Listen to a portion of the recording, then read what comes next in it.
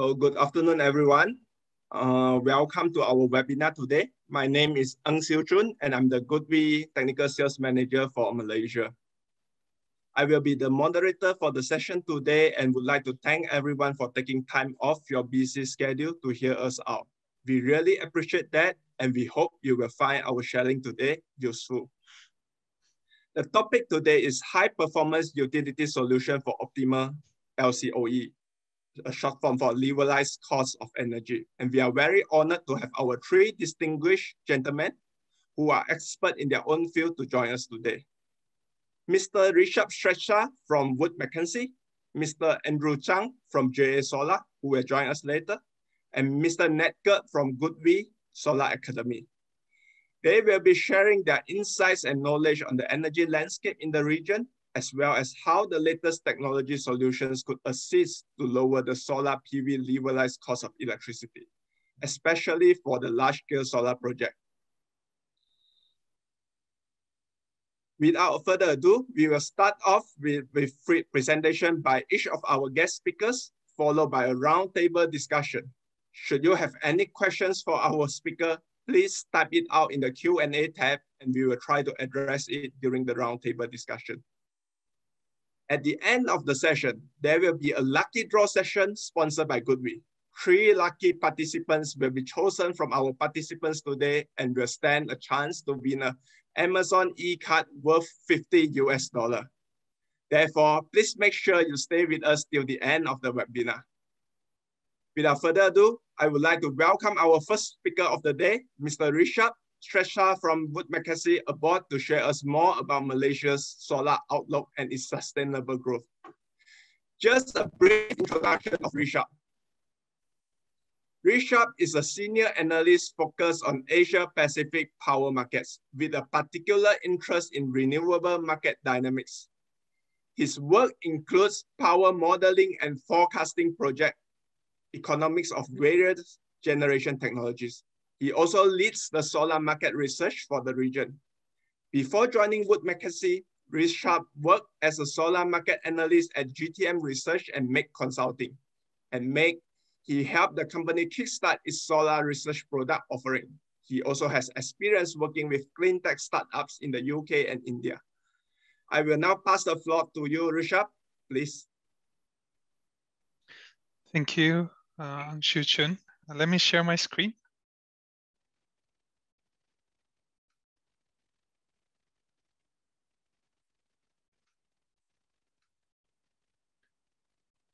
Are you able to see my screen?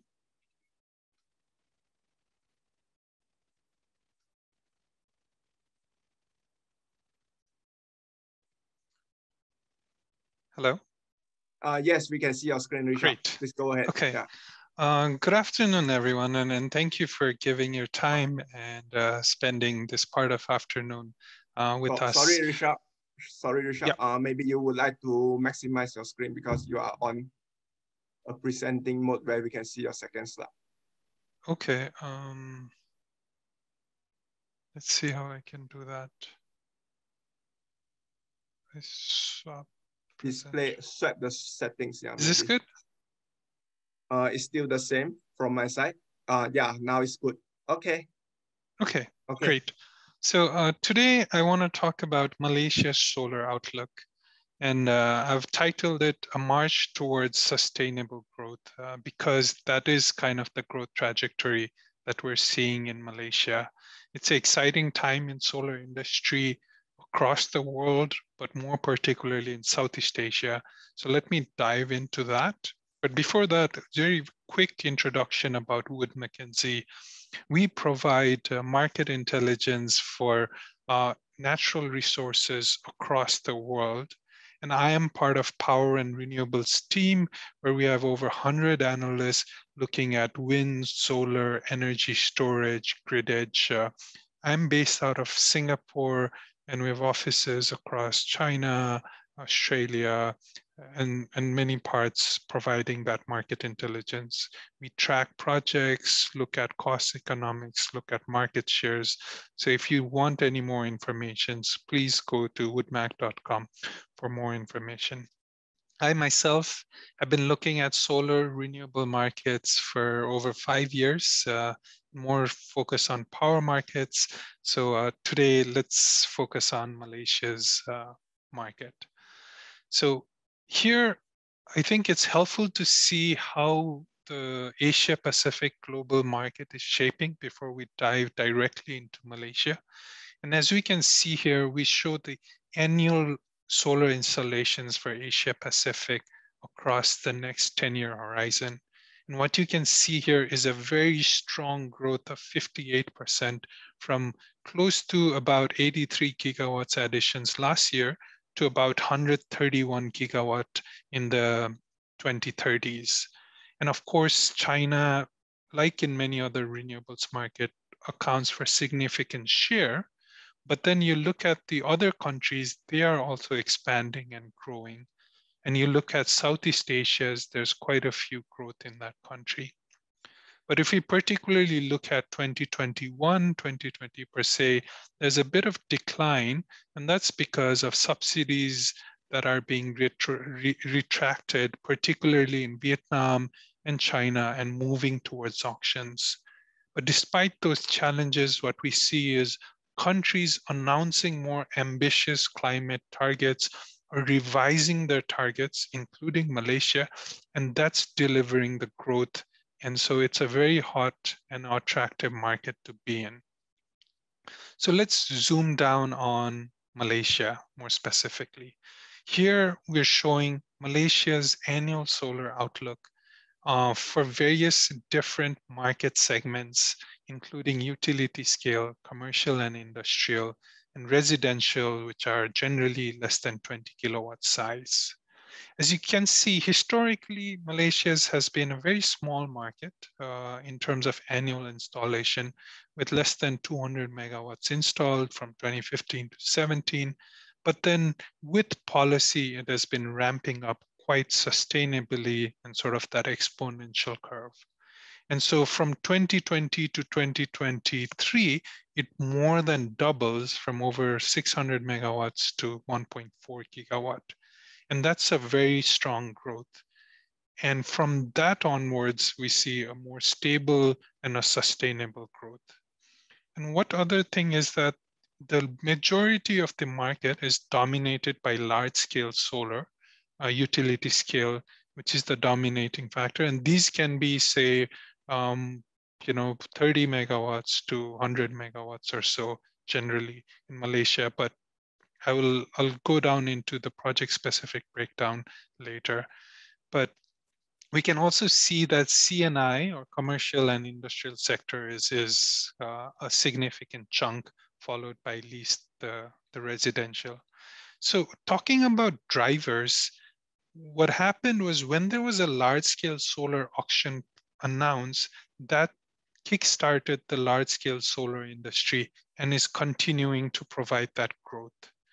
On the same time, we had the feed-in tariffs, net energy metering 1, 2.0, 3.0 now, that is helping drive the C&I and residential sector. And as I'll talk about more details, Malaysia has a clear renewable energy target where focus is given for solar, and that's also driving that growth. But there's also challenges, and one key challenges is the execution risks. Over in the history, there has been, because the market was nascent, there has been challenges delivering the projects in time, getting the required permits and delays. But as the local industry is maturing, those are being increasingly addressed. But with coronavirus, there is more logistical challenges and delays to come. But ST Malaysia has announced that this coronavirus is a force majeure event, and hence those delays will not have as material impact on the financials of EPCCs and developers as if it wasn't. The other increasing thing is also about profitability. Right? With more maturity, with larger market size, there's increasing attention, attraction from foreign investors, and it's being competitive, and the returns and prices are being pressured to push down. So that's a concern. A curtailment is not yet an issue because variable renewables are still low share, but as it grows, it can become an issue.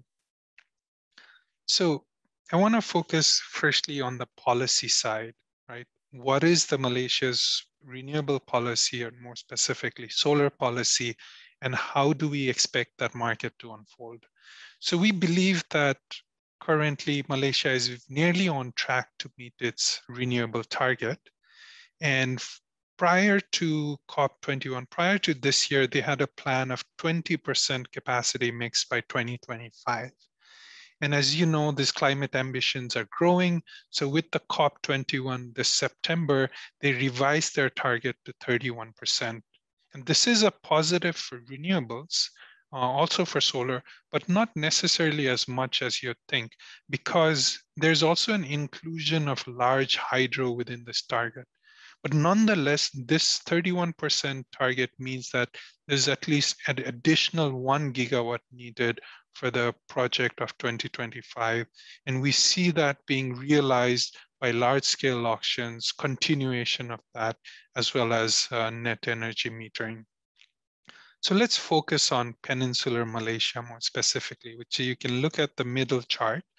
Of the 31% capacity mix target, 26% of that target will be met by Peninsular Malaysia. And Peninsular Malaysia is the largest demand center, accounting for about 76% of power demand. So it is a big market.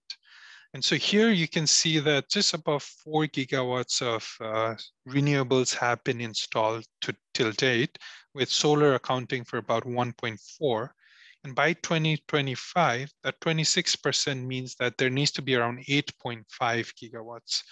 And so here, what we see is the solar gaining more than 50% share of that market and very close to meeting that target. And so we see that the regular policy and the auctions contribute to helping assist that meet that target. But I think the real prize for Malaysia is really in the long term, when we expect, as economics grow quite high, with the 40% renewable energy mix target by 2035, we expect that solar will far exceed what the government is intended to plan. And so let's look at what are the evaluate the drivers there. Renewable targets, they're being increasingly ambitious, and that's a very positive. Secondly, we have among the Southeast Asia, one of the most stable policy. It's regularly condensed, and it's also evolving to take into account that industry is maturing. And there are also multiple routes to market, but not all the routes to market has been prioritized or enabled yet. Auctions, net metering, self-consumption, that's positive. But there are restrictions and volumes on capacity quota. We see that there is more interest in demand and supply, but government quotas on auction volume limits that. And secondly, there's also a penetration limit that the government is thinking of 24% of peak demand. While this is good to sort of protect the curtailment and have a stable growth, we think this will need to be relaxed. And with the introduction of energy storage and proper optimization, this relaxation will help increase that bigger growth. So how should that longer term growth look like, right? Malaysia has a lot of routes to market. It had feed-in tariff, it had auctions, which gradually grew. So it allowed people to become more mature and sustainably bid to the market. In the net energy metering market also, it's been having more, it's pushing industry to be more competitive. But if we really want to go to a higher renewable share, you need to have another routes to market, such as corporate PPAs that allows offsite PPA. And this is part of the plan of the Malaysian electric supply industry 2.0, where they are contemplating to have merchant projects that can dispatch without PPA with NEDA, and they're planning to introduce retail competitions. And so in this the Malaysia's challenge is to how to incorporate hybrid renewables, have firm renewables so that at higher penetration, the grid is functioning properly, and as well as how can they slowly remove the quota and let the market determine how much capacity that's going there. So those will be crucial as a step further in future. Of course, there's various incentives such as tax allowances and tax exemptions and financing schemes that have been extremely supportive of the industry. So as we mentioned, how large-scale solar is the largest market there. And the reason for that is policy. Stable policy has attracted global and domestic investors and have made economics very attractive. There's been 4 auctions till date. And if you look at the left side of the slide, you can see that each of those auctions were 500, and the last Mentari 4th auction is 1,000 megawatt. And as you can see, it was a very well-crafted policy because 1.3 gigawatt in the first was subscribed just for 500, and that has been growing so much. But at the same time, the cost has been declining quite significantly, and more significantly in the third auction, where there was more than 25% decline in price. On average, in every bid auctions, the price has been declining by 22%. But as you can see here, the third to fourth auction, there's not as much deep price, and those are to do with project limitations and ownerships. So now what's happening in Malaysia is now the lowest cost is as competitive as coal. Coal is around low 40s dollar per megawatt hour for LCOE, and solar is also reaching there. The avoided cost is around $55, so the average cost of solar is cheaper than that. So that's very positive for Malaysia's renewable energy ambition. But the challenge is, as you can see here, right, the part of the cost decline was there's more partnership with other international investors, and those had lower, cheaper financing capital, and that also contributed to the cost decline. But with the fourth auction, it only allowed local 100% owned sort of companies to participate, and that to a certain extent subdued the price decline. And Malaysia needs to carefully optimize how do you handle industry and support local economic growth. So here I wanted to look at what is the current status of solar projects. And as we can see here that there's about 2.3 gigawatts of projects that's awarded. We have 1.4 gigawatts of operational project. And up until third auctions, there's significant, over half of that is connected, and there's still some progressing, quite significant chunk progressing. If you look at the progress rate, we see that the ones that are sort of on the borderline south here are mostly being connected, and there are still substantial pipelines that are still remaining around the north. Also want to point out that the more northern you go in Peninsular, the higher the solar radiation is and the cost is there. So now on to what sort of project sizes are there, right? Like previously, there was fairly smaller size, less than 50 megawatt projects that are participating. But in the third auction, the capacity limit for auction was increased to 100 megawatt per bidder. And that sort of gave the auction winning to a lot of 100 megawatt projects and low project size. But for government, in intention to increase more participant, limited to 50 megawatt on the fourth auction, and there is mostly 50 megawatt projects and less. So overall, we have 5 to 30 megawatt project size making the largest, and because of third auctions and the 50 megawatt size on the fourth auction, the 50 to 100 megawatt comes second. So that's the quick wrap up of utility scale. Now, I also want to touch upon the rooftop market where it is getting a lot of traction. We have NEM 3.0 or net energy metering, which has some capacity limits and lower compensation for commercial and industrial, but is being extremely attractive in the industry. It has already finished the quota, although it is meant, that quota of 300 megawatt is meant for 2023. So just a brief description of that program. There's 3 programs there. One is residential, one is governmental, and one is CNI called NOVA. And those residential and government has 100 megawatt quota each, and then the CNI has 300 megawatt. As I mentioned previously, the timeline or the quota is meant to be from early 2021 to 2023. And in terms of economics, the attractive part is for NEM, the residential and government, where there's 1-to-1 export compensation, meaning that when you use the solar power for your own consumption, you're paying the price for the solar, but when you export it to the grid, you're paying the retail tariff.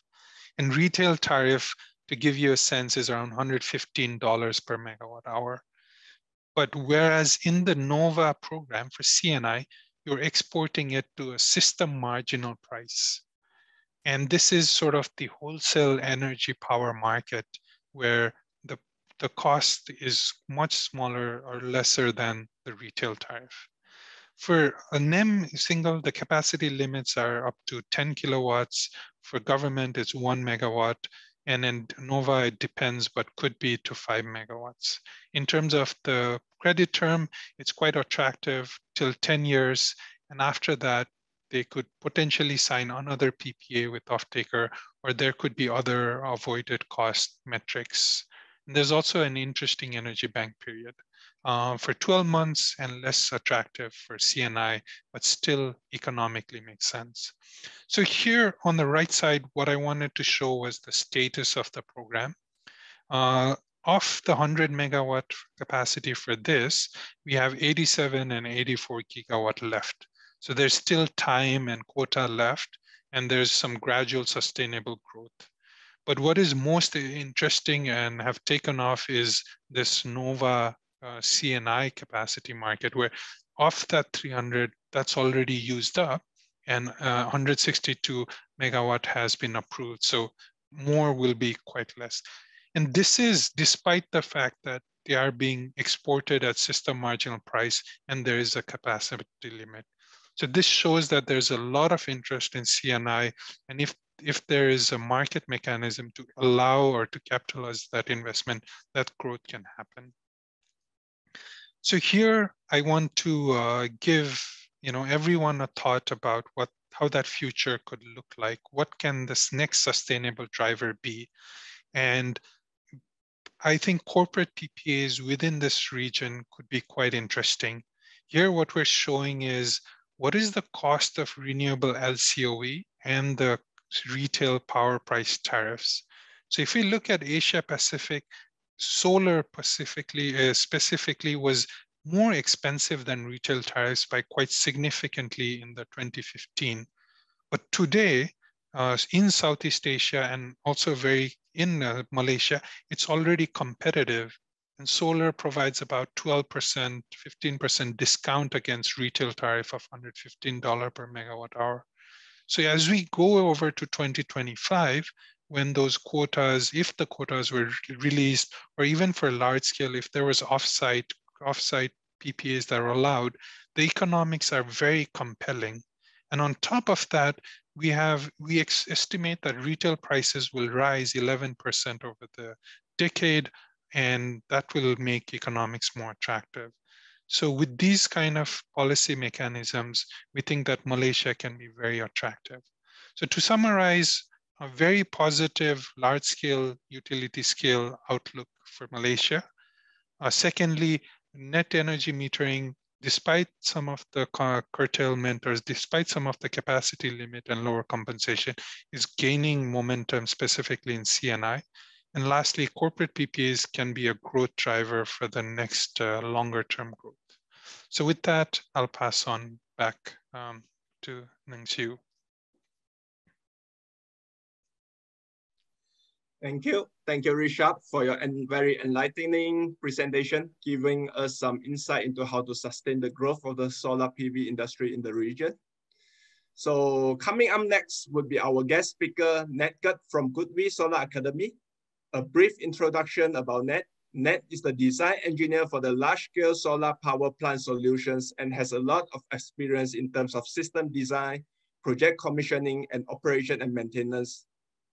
He has been involved in various major projects in China and is also now responsible for the new product development as well as project development in Malaysia.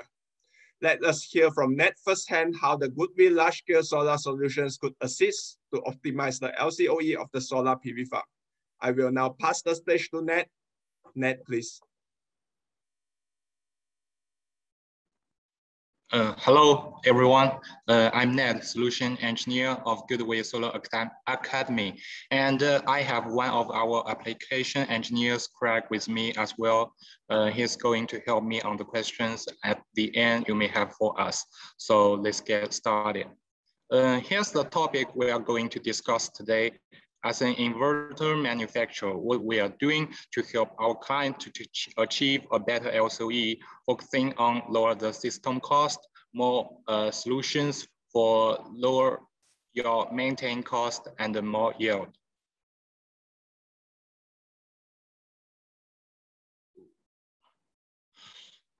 First of all, briefly introduce you our company, a global leading inverter manufacturer. Top 4 3-phase string inverter globally in 2018, top brand for 5 consecutive years in Australia by EUPD research. GoodWe also as only one solar inverter manufacturer to win the QV Rainland or Quality Matters Award for 5 consecutive years. Just deliver the information that GoodWe will provide you a stable and reliable quality product with more yield, and also bring you the lowest operation and the maintenance cost. Next slide. Now we have products and solutions like below. Today we are going to share our 1,500 watt string inverter, GoodWe virtual central string solution, GoodWe container type station, and our IV diagnosis from the monitoring solution to help you lower the LCOE. First, let's take a look at our 1,500 watt system inverters and features. Inverter constitutes hardly 3 to 4% of the project cost. The inverter is a peculiar item. It can make efficiency as good as 99% and can also make theoretical zeros. Now we have 182 module and 210 module on the market.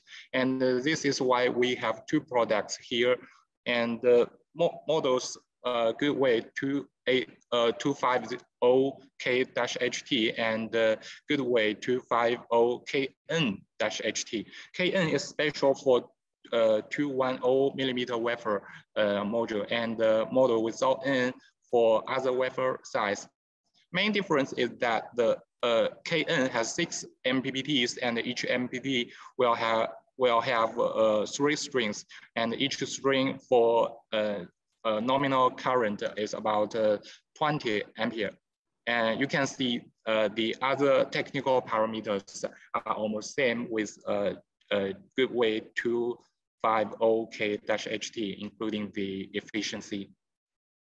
As far as we can see, 182 wafer has been widely used in utility scale power plant. Our inverters could be fully adapted to 182 modules.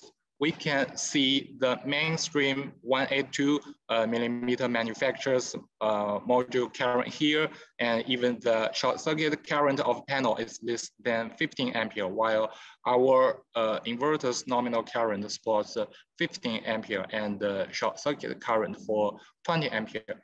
And it has already been a mainstream combination for 182 modules and 250 kilowatt inverters. So we can see our inverter can fully adapt it to 182 millimeter modules. Next is since the launch of 210 wafers, choosing 182 or 210 panel has become a controversial topic in the PV market. The main feature of 210 millimeter module has larger current and the open circuit voltage is less. As an inverter manufacturer, GoodWe quickly responds to launch our compatible products for 210 modules.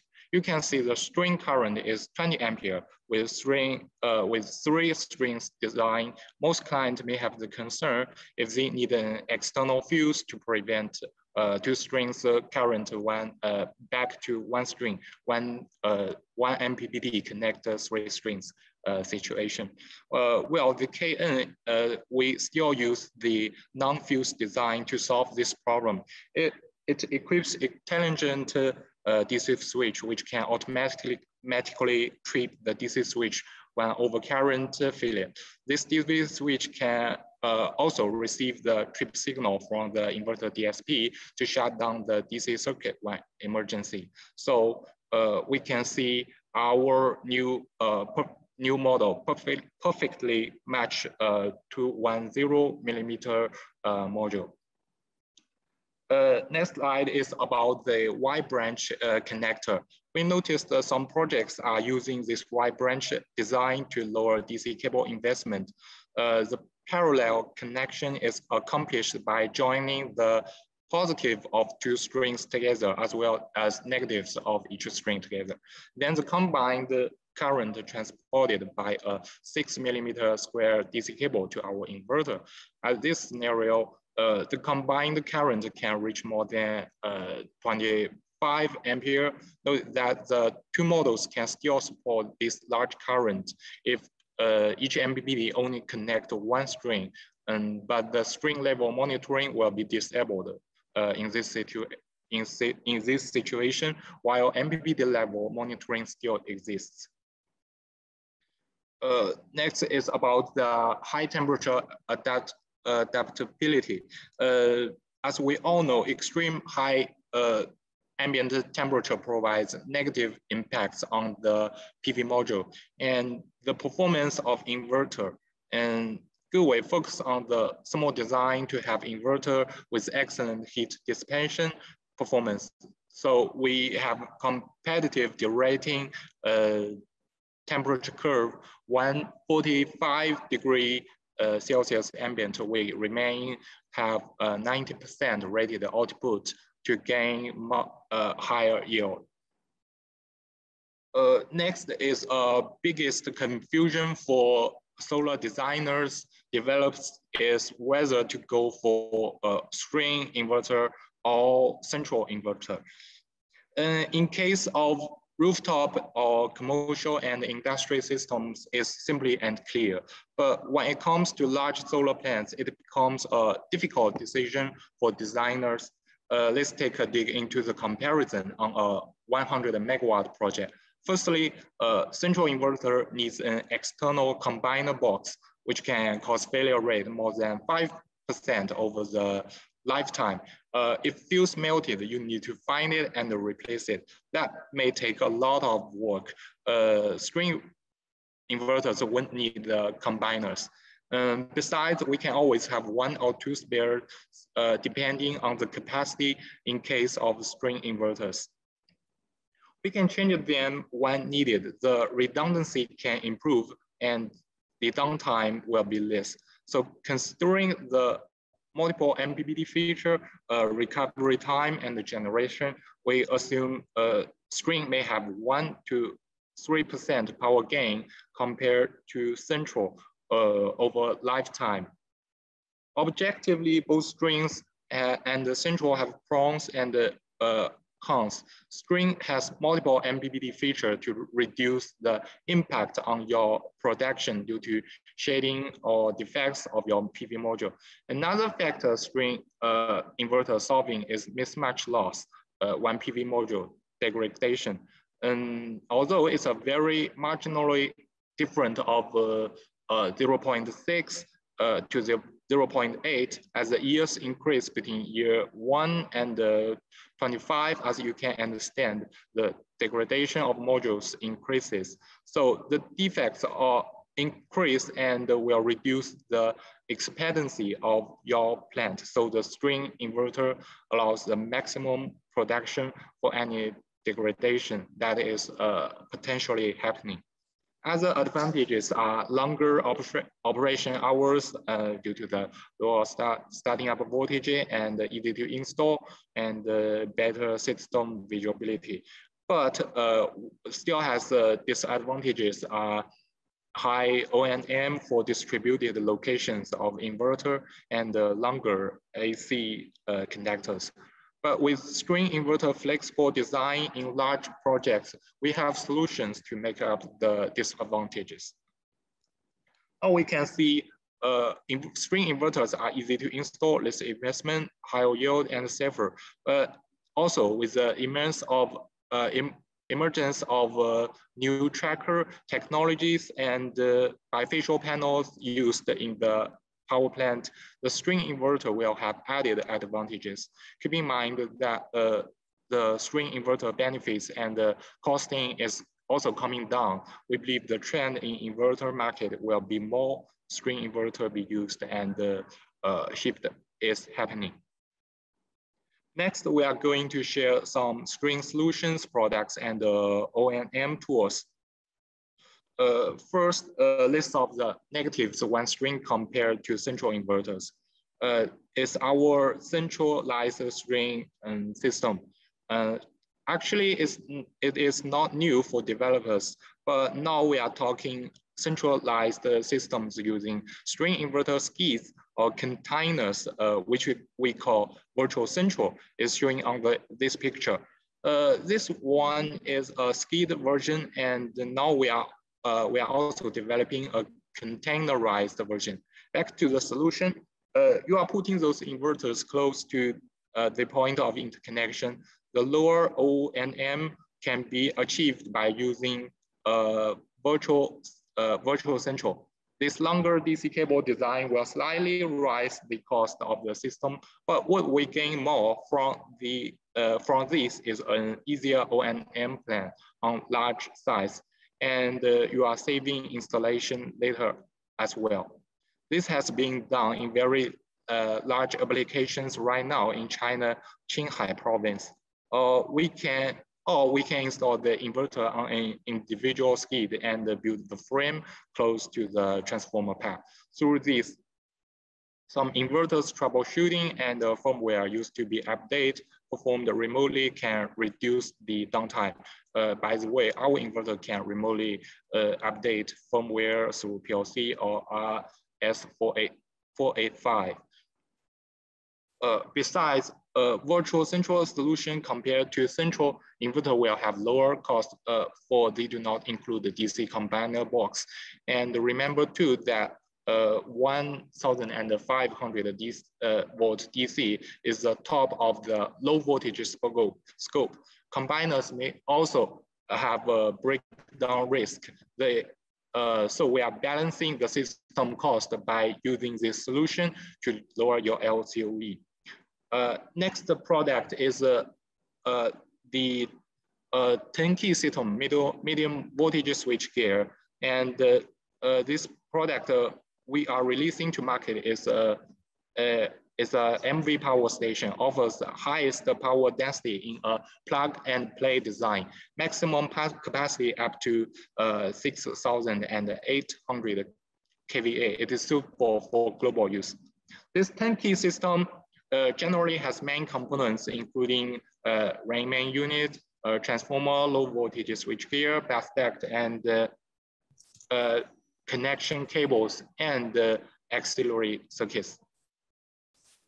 The pre-configured 20-foot skid are pre-designed, pre-tested, and assembled at the factory and shipped in one piece, so it is simple to drop in places and connect cables.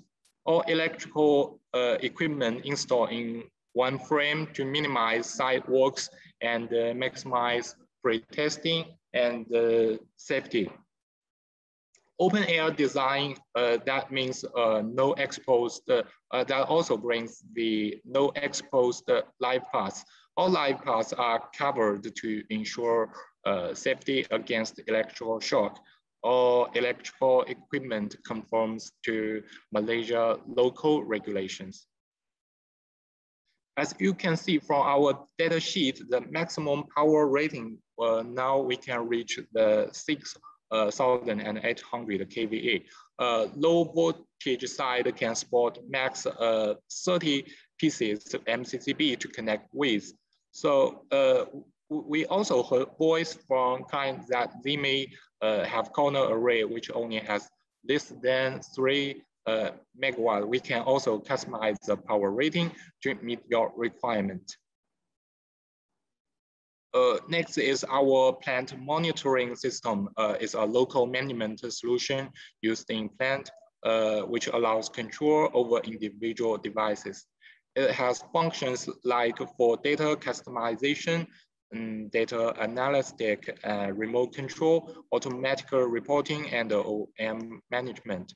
Designed for field technicians and control room operators. It helps to improve your O&M efficiency. The last is our IV diagnose. IV curve is a tool that we are supplying as a software, so there is no additional hardware required. If you've got GoodWe inverter and data logger, as long as these products are installed on your site and you are transmitting that data to our monitoring platform, then we can run IV function on your site. We can also enable on our IV function on a third-party platform. By using our IV curve to evaluate the cost saving that you are able to achieve, IV is basically a measurement of how healthy your strings are, and we are evaluated this on many projects. It enables O&M teams to scan a 100 megawatt power plant in less than 20 minutes. That used to may take manpower around 1 month to carry out the IV diagnostic for the site. Actually, it really helps on maximizing the revenue of your PV plant, also lower your operation and the maintenance cost. Now I'd like to thank you for your time, and I'm gonna hand it back to my colleague Sue. Thank you, Ned, for the informative presentation. I'm sure that this have given all our participants some food of thought and also alternative solutions to ponder upon. As mentioned by Ned in his presentation, GoodWe offers a turnkey MV station solutions with excellent thermal performance that is compatible to both 182 mm and 210 mm PV module, which will definitely be able to optimize the levelized cost of electricity further. After hearing from our inverter expert, I'm sure all of you are eager to hear what our next speaker can share from the perspective of the module manufacturer. Without wasting any time, I would like to welcome Andrew from JA Solar on board to share with us the latest technical innovation in JA Deep Blue series. A brief introduction of Andrew. Andrew has 9 years of working experience in the solar industry. He joined JA in 2016 and is the technical sales manager for the APAC market. His main responsibility is to provide technical support as well as business development in the APAC region. The floor is yours, Andrew, please.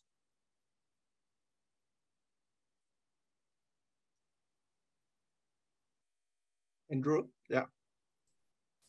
Hello, everyone. Sorry. Can everyone see my screen?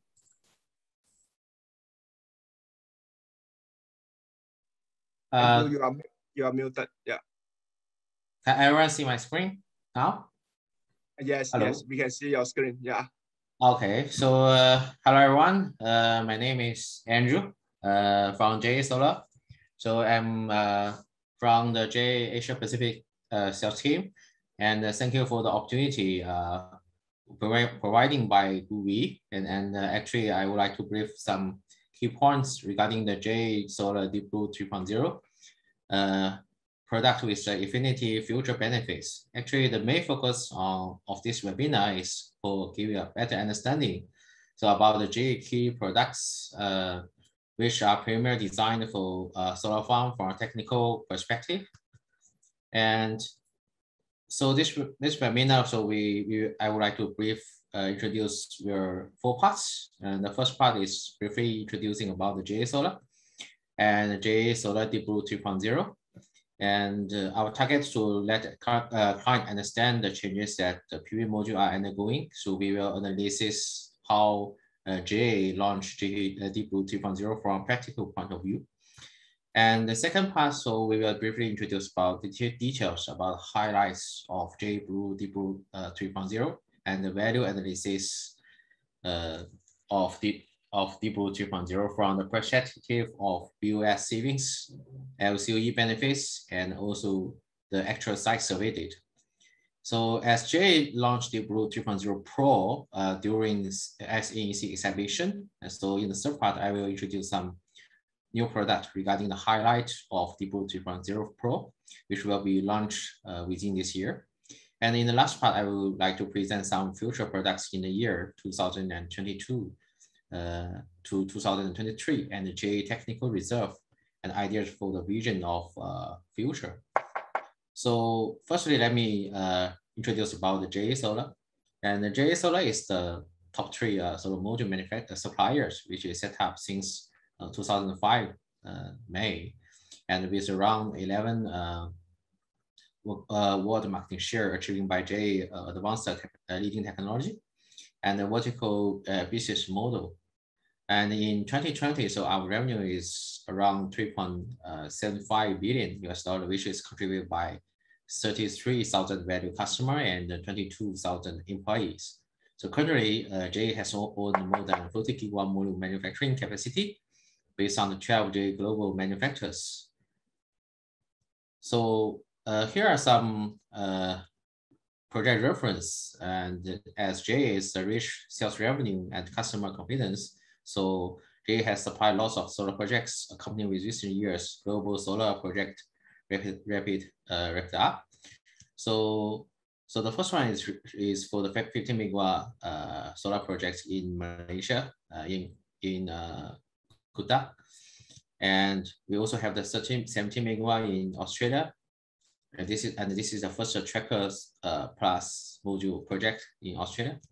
And we also have the first bifacial PERC mono project plus tracker solar farm in Malaysia.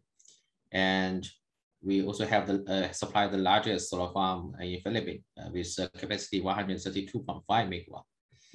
And besides the utility, so we also supply the module for the CNI projects. This is a project in Singapore, Marina Bay, and also the 3M in Singapore, Vivo City, Singapore, and also the Malaysia rooftop in Kuala Lumpur, and also the Adidas factory in Vietnam, and also IKEA project in Thailand. So let's focusing on the first part regarding the design idea of the Blue 3.0. And firstly, we need to go back to the module technology development since 2009, as it will be good starting from the module power increment history. And the graphics show that the module wattage increment within the 10 years. And from this blue part between 2009 until 2012 is true. So you could obtain the information that actually the module power increment is mainly contributed by the cell efficiency increasing annually and the increased technology, such as PERC mono, PERC product with mono, PERC selective emitter, and multi-bus bar. And between and actually 2 years ago, you can see that the module power is roughly around 290, and with the module efficiency 70%. And after 10 years, actually the module has achieved 400 plus wattage, and with the module efficiency more than 21. And actually the biggest power changes are mainly started from the year 2020, because the low PPA incentive, example for Malaysia for LSS1, and the module supplier point of view, so GE has launched a couple of kinds of products for meeting the market request. So this is the details. So how the module power has been enhanced by different technology. First item is regarding the cell efficiency increment. So climbing up from 17% to 23% during 2009 to 2020. And this is mainly contributed by the PERC technology. And the PERC, the full name is Particular Emitter Rare Contact. And the cell efficiency compared with previous poly technology is significantly increased. And in the meanwhile, so advanced module encapsulation material has been used, like anti-reflection coating class, and also the secret extra soft ribbon and high transmittance EVA, also some workmanship like half-cut, cell, multi-bus bar, and also there are new technology and the technology reserve like shingle, paving, hair density, and ACT. And besides, so the biggest change also happened in the wafer sizing. So the initially is only 125 millimeters. Now has during this couple of year development is changed from 125 millimeter to 156 millimeters, and then going to 166 millimeters. Then and right now there are two treats. One is 182 millimeters, and another one is 210 millimeters. So from BOS cost of evaluation, so we have set up two graphics where BOS with module wattage and also BOS with module efficiency. Actually, from the left graphic, this graphic, we can see that based on the same power efficiency, of course, the larger module will with higher power input will significantly reduce the module BOS cost. But actually, you can see these 2 points, but BOS deduction effect become less. So when you keep enlarging wafer sizing, example for 182 millimeters 72 cells module with wattage 540, and also the 210 millimeters 60 cells with the wattage 590. Actually, their BOS savings is all similar. And from the right graphic, actually, we can see that actually the real BOS reduction is coming from the module efficiency increment. Actually, the main drivings of BOS reduction come from efficiency increment together with the module power increment. So actually, besides the module power means, module power wattage based on the single module, and also the module efficiencies. So we also need to consider that whether the module application from practically, and whether the module is the larger the better. Actually, we can see that over sizing of module doesn't contribute more BOS savings on system side, but bring more potential risks. And excessively increase the module power through bigger wafer size will be more and more valueless. So because you need to also, for bigger sizing of module, you need to consider about the mechanical load risk. Example, for hurricane area. So the module will be suffer loss of the wind load, and also the transportation and the installation, because the larger of the module is, the more difficult you need to hand over and the putting on the structure, especially at the project site. And also the structure loading capacity, because when you design for a larger size of module, you also need to develop a suitable structure for module installation.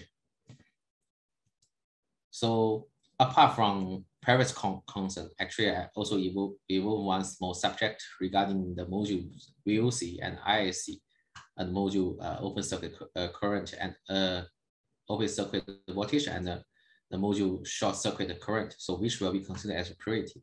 Actually we know that power equals voltage times current, and high power means at a higher voltage or current.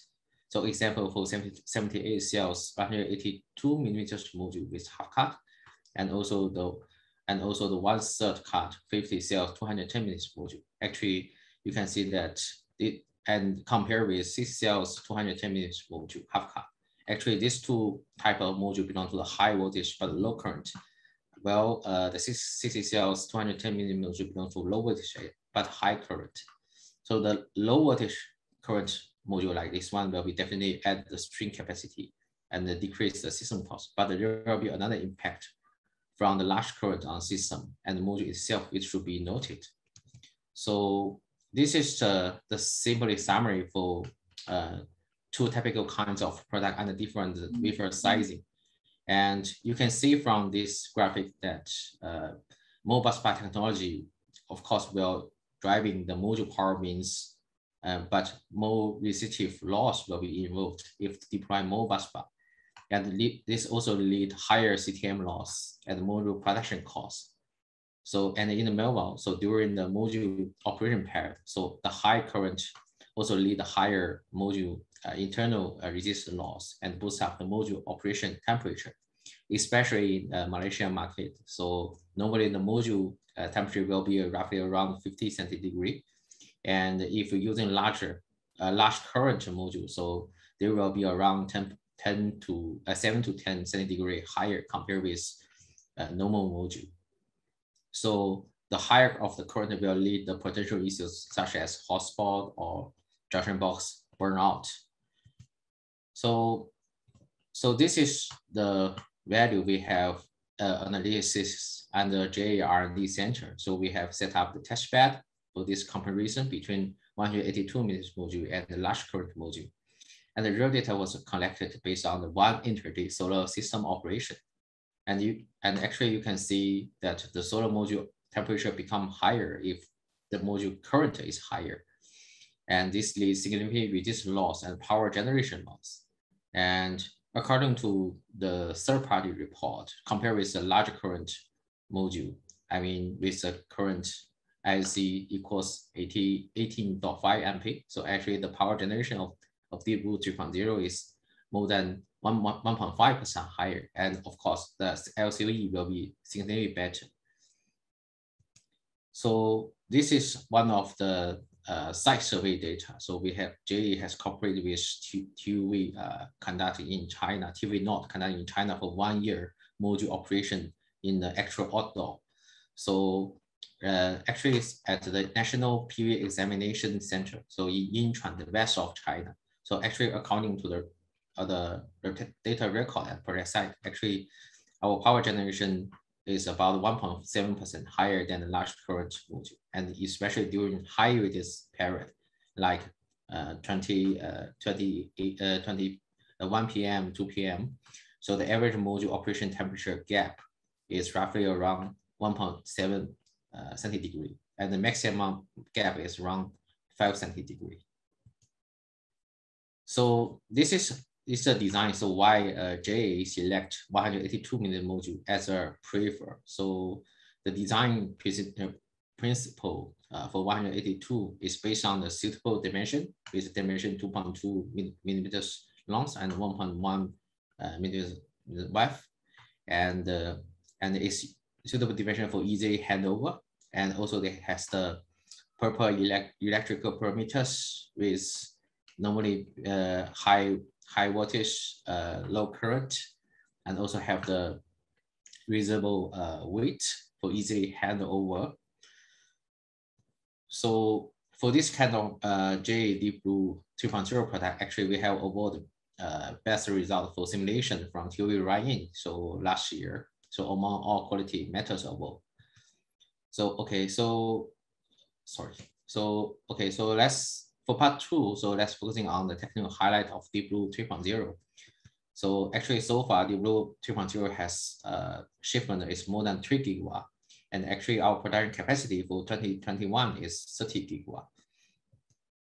And for JA product series, because we are design the module and the different system and the market segments. So we have various kinds of the key products matching clients inquiry.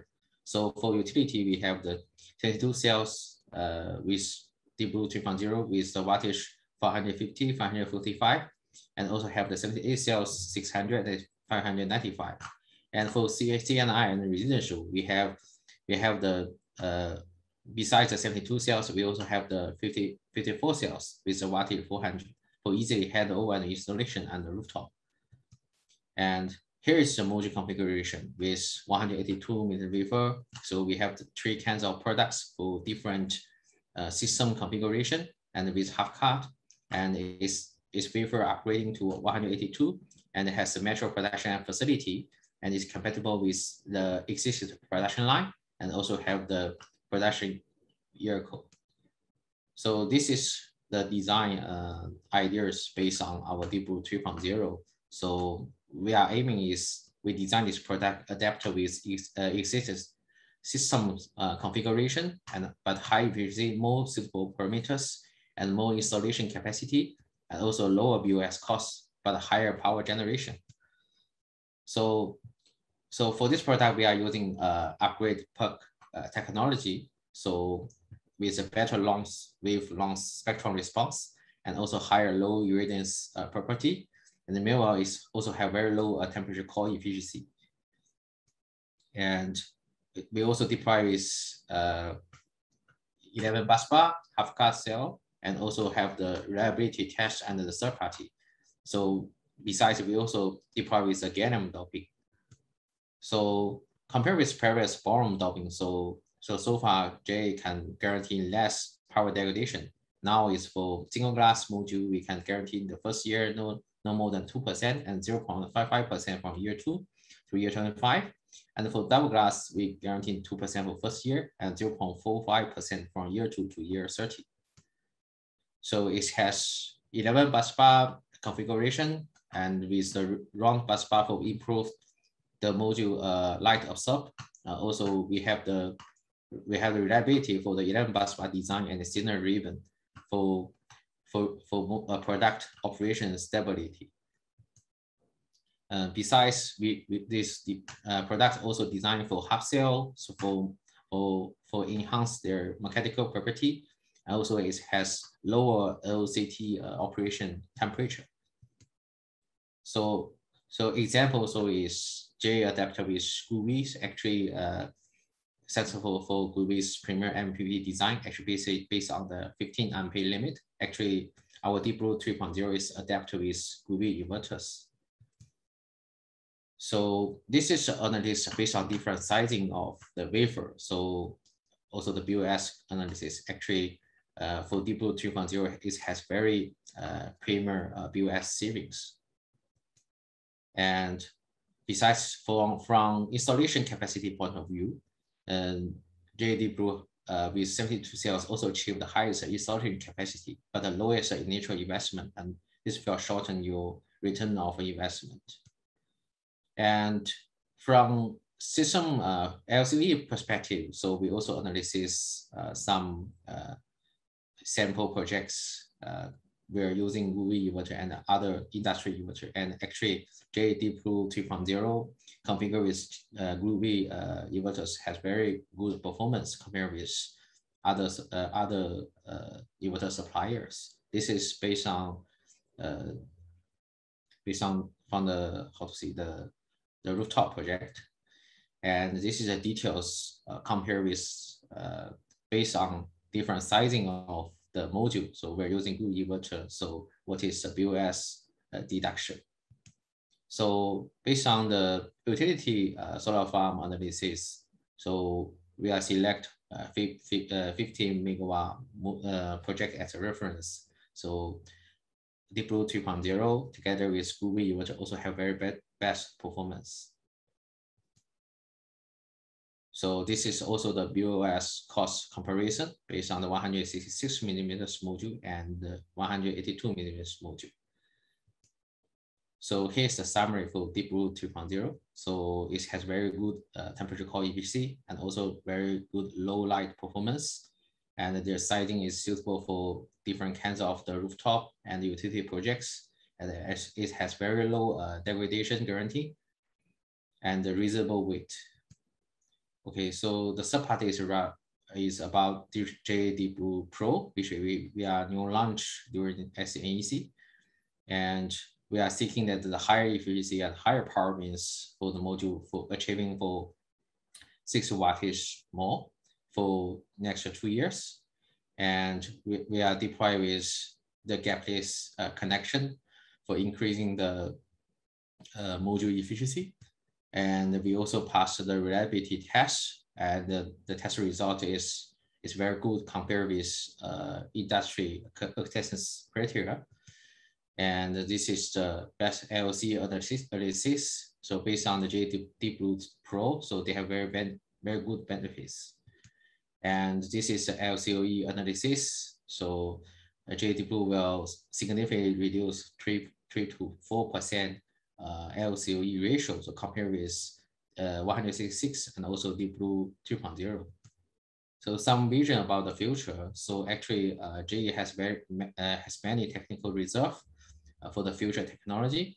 So we currently we are mass production for the P-type module, P-type plug, and actually GE has already reserved technology for N-type plug, also HJT technology. And this is our product series vision of the future based on different year and quarter. So actually, our product's advantage is we are hoping that our product is high power beam and efficiency and excellent reliability. And besides, we are complete the production range. So this is some vision of the solar. So from Bloomberg and Arena. So we are hoping that the solar capacity and the installation capacity will be put up in the couple of years. And for J, so we also have the zero net actions like green technology, green supply chain, green electricity supply and usage, and also green manufacture and green office life. And so J has defined the concept of green energy development for achieving carbon neutral target. Okay, thank you so much. My presentation is finished. Thank you, Andrew, for the insightful sharing. It is indeed a very interesting analysis and comparison between the two schools of thoughts. I personally agree with Andrew that the next most important priority for sustainable industrial growth would be the module efficiency increment.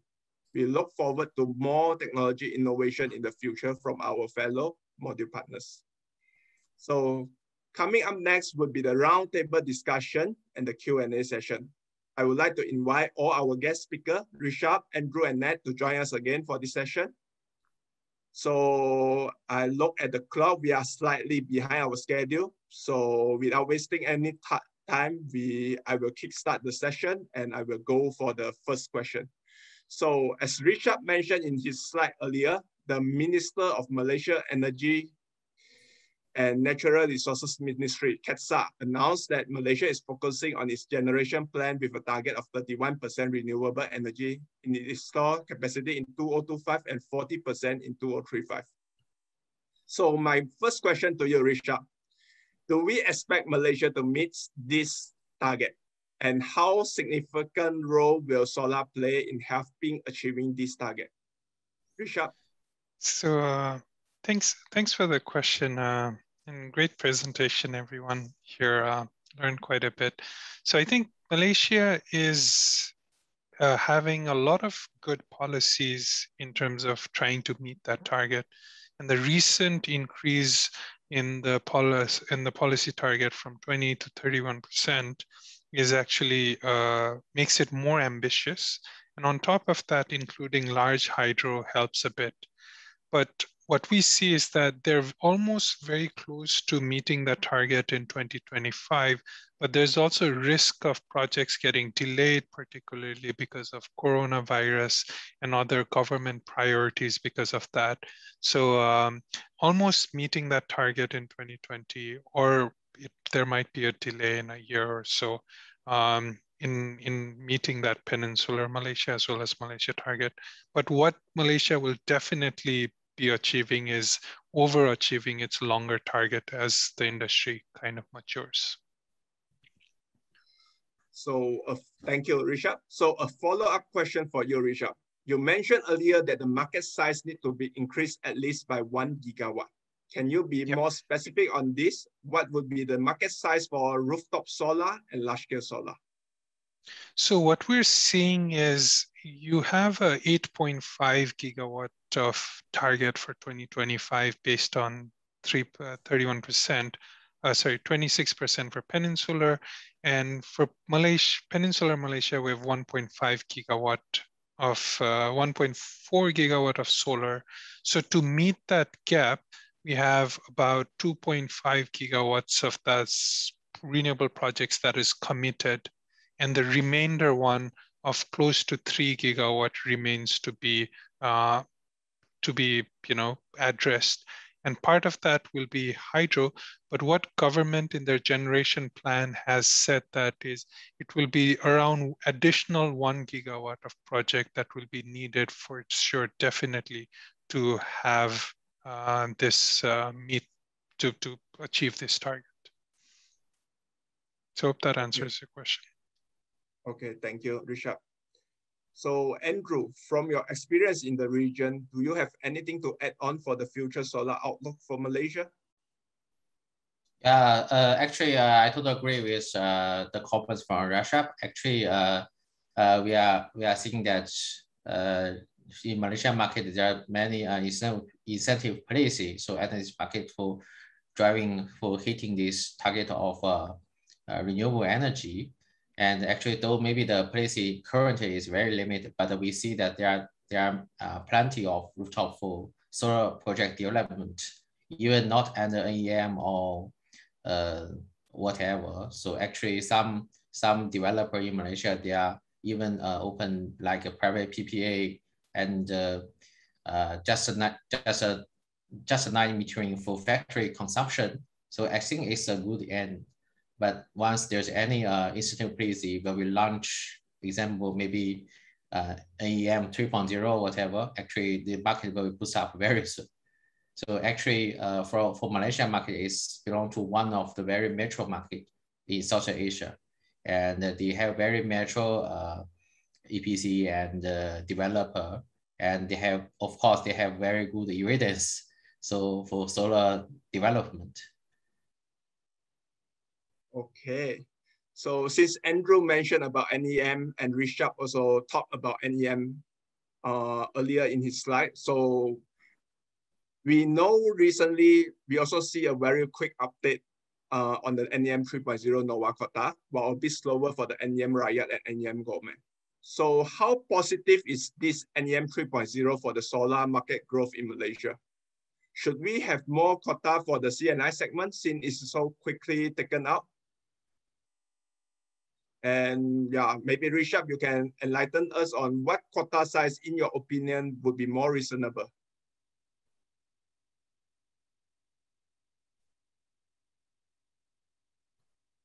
You are muted, Rishab.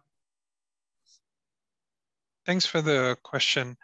So what I can say is there is a lot more demand than what government is estimating.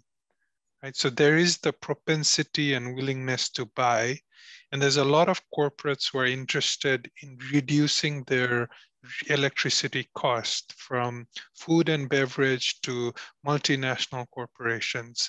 So there is that demand, but there is also a need for a sustainable way to address that growth. Right? How can you improve your process of permitting?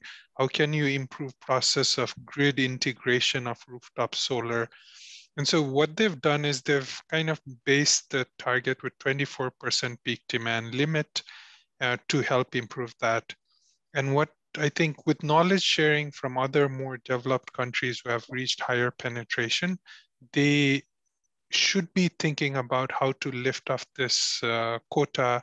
But in terms of capacity size, I think, if 300 megawatt is being wrapped up in almost a few months, then I think at least a similar size, like if we are wanting for next 3 years, right, it could easily double or if not more around this till 2023 period. But there needs to be a consideration on how it's just not about solar, but what are the potential costs that will be added to system and that cost. And those are studies that are being done currently in Malaysia, and that needs to be accelerated. And once that has been then I think we can come up with a more sound answer of what is that capacity. But given that renewables penetration in the grid still remain low, I believe it can easily double, if not more. Okay, thank you. Interesting. So besides the permitting issue, Andrew, from your experience, what is the other challenges for the CNI segment? And yeah. Yeah, actually, thank you for this question. So I will say that I have the mutual agreement with Russia. Actually, is the first one is actually for this year, especially recent 3 to 4 years.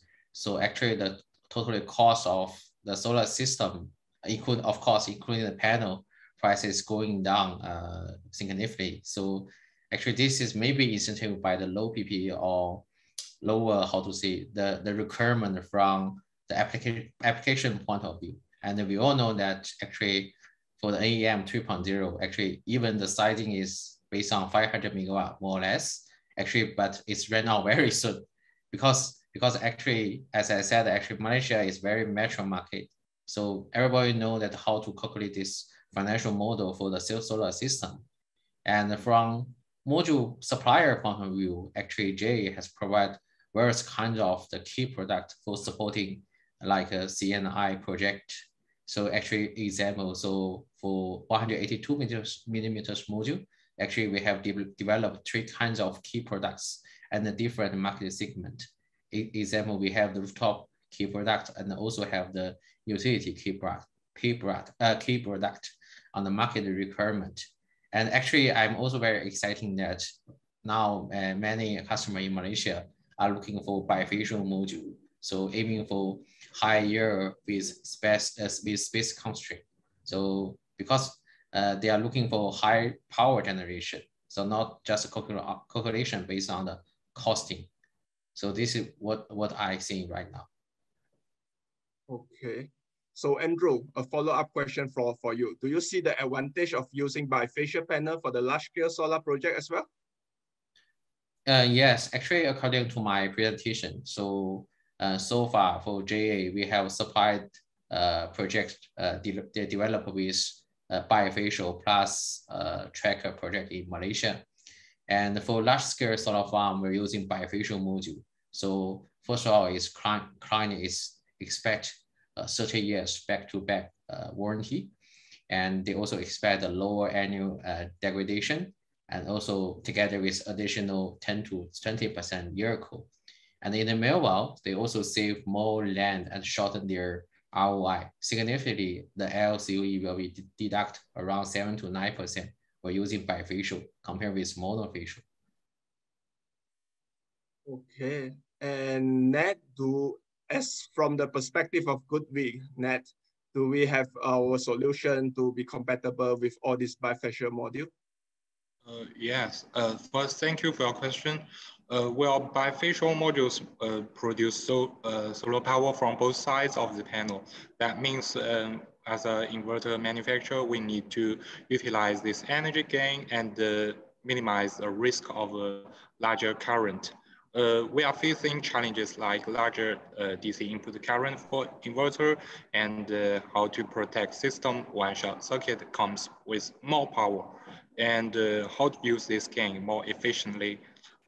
First of all, with bifacial gain, usually 10% to 15%.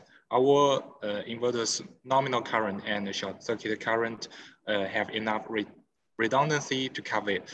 For example, for the JAD Blue 550 watt module, we can have nearly 30% redundancy short circuit rating for the rear side gain. Another thing is our multi-MPPT feature. This can effectively minimize the mismatch between different bifacial panels and their rear gain. And this is a central inverter cannot serve. So when bifacial panels are used in your plant, a string inverter can help you maximize the backside gain. That's what we are offering. Thank you, Ned. Yeah. Okay, thank you. Thank you very much for your answers. So I see there is a lot of questions from the floor. We are running out of time. I will try to pick a few one, and then for the rest of of that, we apologize that we have run out of time and could not answer everyone. So the first question is from Mr. Skip. So Mr. Skip asked that, what is your opinion on TNB's strong arm influence over the solar installation guideline in Malaysia? So Rishab, maybe you have touched about it, but maybe you can explain more on that. So I think, there are, in Southeast Asia, there is different influences to that industry, right? And then TNB does have, say, a good understanding of retail side, how grid is operating. So they are in a position to say how should this be evolving. But at the same time, as part of a liberalization and in sort of improving retail markets, allowing on additional routes to market, it becomes a conflict of interest because revenues are being competed against them. So far, as we see that Malaysia is growing sustainably in quite positive way, and that has been a stable growth, I think that influence has been quite positive, right? And I think if even more growth is needed to be maintained, I think there is a need for being more open to competition, to being opening to more routes of market, to unlock a larger market scale. Okay, and we have another interesting question from an anonymous attendee. So maybe this is a question for you, Andrew, regarding the panel prices. What are the factors that causes the panel prices to fluctuate? As a service provider, the prices of panel actually increases since the COVID-19 pandemic. When you mention prices are lower, how do you mean by that? Andrew, maybe you would like to go over it. Okay, this is a good question. I think everyone is asking right now. So actually, for this year, just a transparent for this COVID situation. Now, I think it's not very good, both in China and global. I will see that is. So the COVID situation is the factor that driving the shortage of the silicon raw material. As you know that, so GE is a vertical company for silicon ingot and tube module, but we have the same sourcing between solar module and the semiconductor industry. Semiconductor is used for the laptop chips, PCB panel. So this shortage is coming from, actually you also have heard some news around for the shortage of chips for mobile, right? Actually, it's the same source, which is called silicon. And this silicon is done in chemical industry and driving by some main players, which is not in solar industry. As this year, during April, May, actually, so maybe you know that last year, the module is slightly going down. But this year, April and May, because maybe the political policy, I cannot present during this webinar, but I will see that during April and May, the module price is increasing and it's much higher. It's because the silicon price is increased. And I would indicate one number. In March, the silicon cost is around 120 RMB per kilogram. And after May, the silicon cost is 220 RMB per kilogram. So this is driving maybe due to several factors, because most of the silicon production is in the west of China. And besides, China also need to hit the carbon neutral target by 2030 and 2040. 2030 is maximum, 2040 is zero. So they limited the polysilicon production. And this year, actually, every supplier is extending their production capacity. So this lead the standard shortage of the silicon supply in the whole industry. So when you check with every supplier, so maybe they will give you the same reason. And in the mobile, so there's another factor is the logistic. Actually, between China to any other country, the logistic cost is around 2 to 3 times higher than the cost in 2020. So actually these 3 factors may lead the module price significantly higher during this period. And actually what we expect is in 2020. So when actually this is my hope is when the COVID is over and the supply chain is more, it's not such dynamic. So the module price may still can be going down.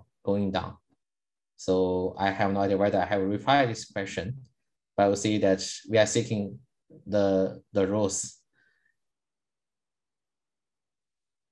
Okay, Andrew. So another question from you. This is more technical one. Thank you for answering the sensitive question.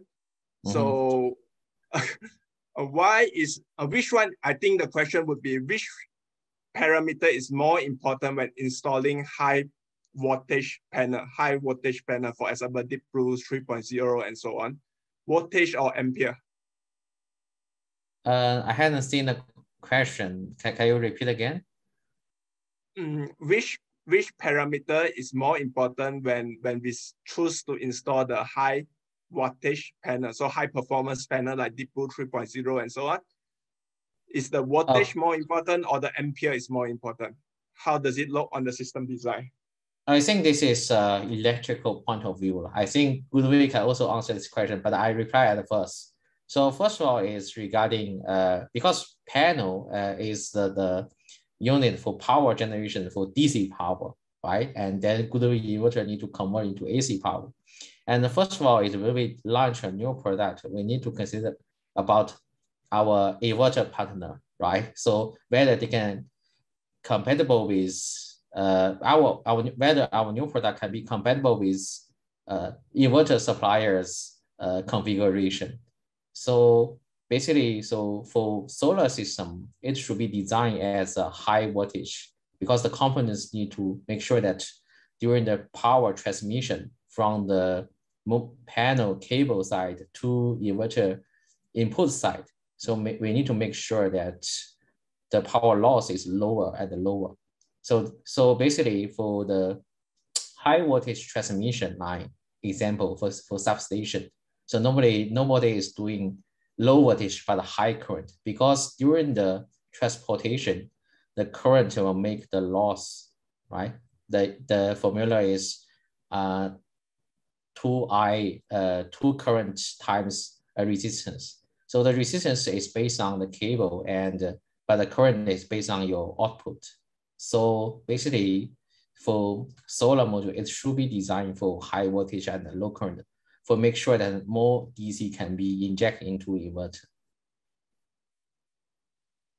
Okay, I think that's all. We are running out of time. So maybe for the last questions, both Andrew and Rishab mentioned about corporate PPA. So is this something moving forward for Malaysian market? Maybe both of you can give us a word on that, final words on this topic. So I think it's just getting started.